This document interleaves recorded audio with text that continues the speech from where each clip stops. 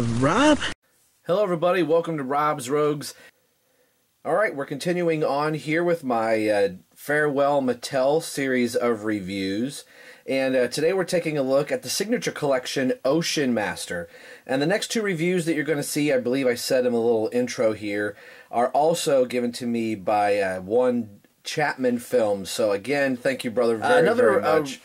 Probably dumb luck on my part with having Ocean Master here, that this month in January, I think the digital downloads from iTunes has already happened for Throne of Atlantis, the next DC Comics animated feature film that's going to be starring Aquaman and Ocean Master in the Throne of Atlantis adaptation for that. I've been kind of hearing some good reviews. Initially, I think I was hearing that people were not sure if they liked it or not. But more and more reviews that I've been reading of people, they seem to have really liked Throne of Atlantis. And it comes out, I believe, I want to say the 27th of January.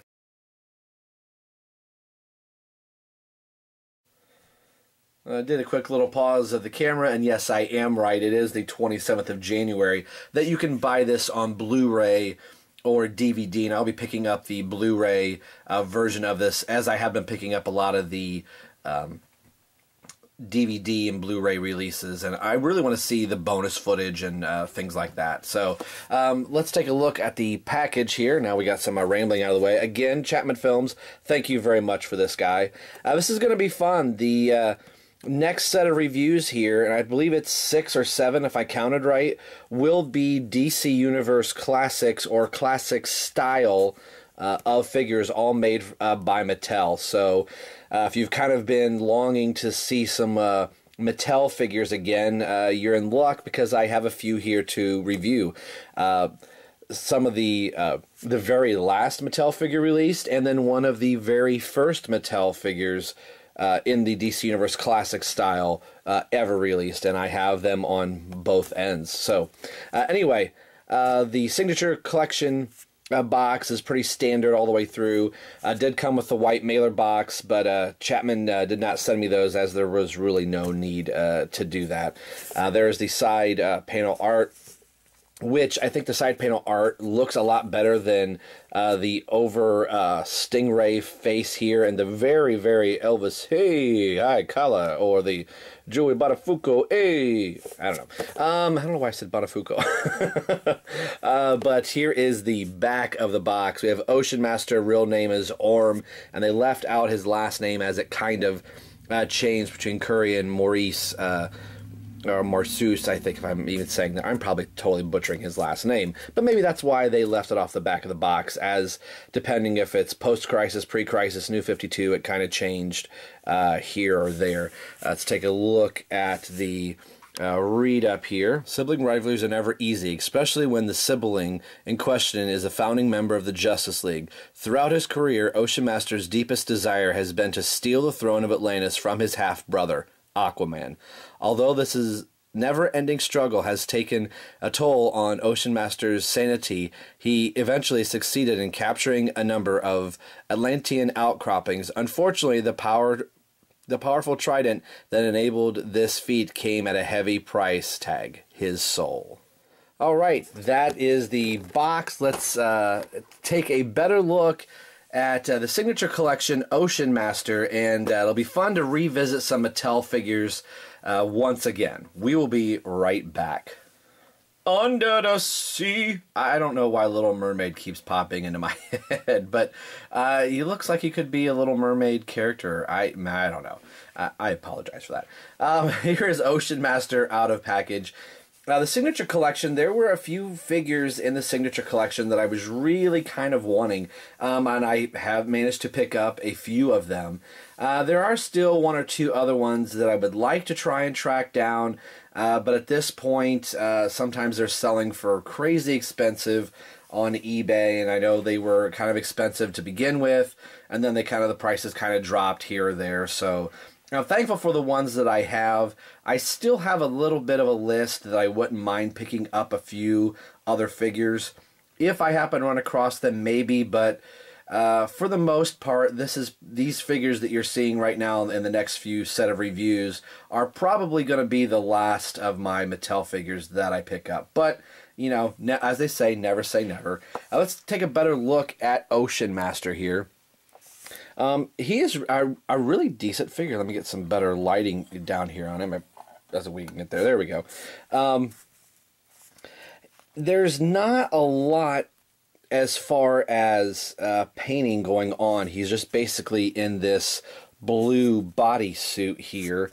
But I wouldn't call it like a baby blue. I don't know if the camera's picking it up right, but it's... without sounding corny and cheesy, it's an ocean blue, which, you know, it works obviously very well with the Ocean Master character, being that he's in the water and all that type of stuff. The color choice is really nice. I didn't know initially what I thought about the purple on him. The collar, I think, is a bit too much. Now, granted, it's supposed to be Stingray-ish in his look. That's kind of like his... mascot's the wrong word. Kind of the aquatic animal he's associated with is a stingray, as you can, you know, clearly see here on his chest. And this is just painted on. Sometimes I think these are like stickers of some type, but it's a paint. I could not paint that well at all, I tell you that right now. But it's nice. I think the collar probably could have been a little bit smaller. Even if it went up this far, it just looks really funny from behind. You can see just maybe, depending on where the camera is, a little bit of the top of his fin on top of the crown, but this is a really high John Travolta Saturday Night Fever collar he's got going on here. And maybe there's a discotheque down in Atlanta somewhere that he's been dying to get back to, but Arthur is keeping him from out of it. Like, hey, I've dressed up in my disco underwater tech, yo. Again, I apologize. But it's kind of cool. Sometimes that you'll get a figure out of package, or you'll see a figure in package, and you're kind of like, you know, he's not too bad, but getting him out of package, I'm really disappointed in myself that I waited a year to get him out of package. I could have got quite a bit of mileage with this figure, just posing him alongside of my other DC-UC figures and having him with one of the two different Aquamans that I have, and I'll bring them up and see what they kind of look like. But, you know, I was kind of waiting for Damien, and then it got to be the point of like, well, are we ever going to get Damien? So just about the time I thought, well, screw it, I'm just going to go ahead and start reviewing these guys, Mattel finally said, hey, we're going to release Damien, but it's going to be the end of 2014. But hey. So, yeah, I do kind of like this figure. I don't think it would have been one that I would have picked up on my own, but I'm very grateful that Chapman Films sent me this, and it's very, very cool. I do like the figure. I traditionally stay in the, you know, Robin and Batman, you know, universe, although I do branch out from time to time, but it's really cool. He does come with one accessory. He comes with his own staff. I would call it a trident staff, but it's not what it is. Maybe it's a Stingray staff, but it looks very kind of similar to the DC Universe Classics Aquaman figure that they just recently retooled and got rid of the sideburns, and it's in the Heroes versus Villains 7-pack. This looks like the staff that Aquaman has, but still really kind of cool. It doesn't sit really well, as I flip it there, in his hands. His hands are open a little bit too far. I'm sure with a little hot water, I could maybe get the hands to squeeze a little bit better. I mean, it'll hold to the bigger part of the trident, the more, I can't even get it in his hand here. He can hold on to it there a little bit more, but I kind of want him to hold on to it more like a normal staff where he'd be holding up in more of the middle. But he can hold on to it.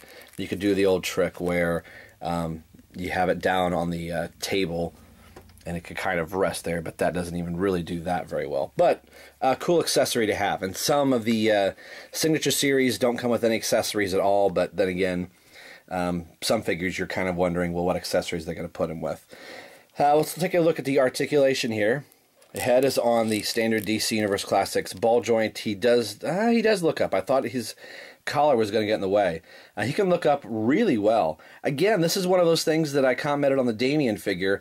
Some DC-UC figures can look up very well and look down. He doesn't look down much at all.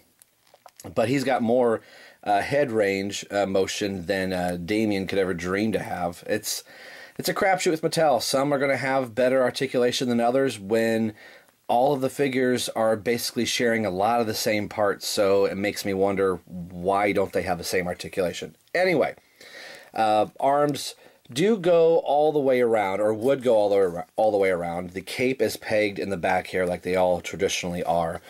The cape's nice and pliable enough. He can't go directly back, but you can get the arm to go backwards if you need it to. It's on the bicep swivel. It's on a bicep swivel. It has a bicep swivel, single bend at the elbow, turns at the wrist, has a really decent ab crunch. Can go down a little bit and back. Turns at the waist, has a standard T-jointed hips. If DC Collectibles could just get this kind of articulation in the hips, I think they would really have it. No clear pegs. Legs go forward and back. Has an upper thigh cut above the knee, single bend at the knee, and a bend at the foot. I tell you, have been doing DC Collectibles for almost over a year solid now. So I've not bought too many Mattel figures other than a few little ones here or there. This is going to be a nice trip back home since my channel started out of me basically collecting DC-UC figures. So what we're going to do right now, like I always like to do, let's bring up some other figures to compare him with. I will bring up a couple of Aquamans that I have, and we'll see maybe which one is the best fit. And here is Ocean Master with the 2-pack Aquaman that came with the more of the Superpowers or Super Friends blue-colored or purple-colored Black Manta. This has been one of my favorite DC Universe Classics Aquamans.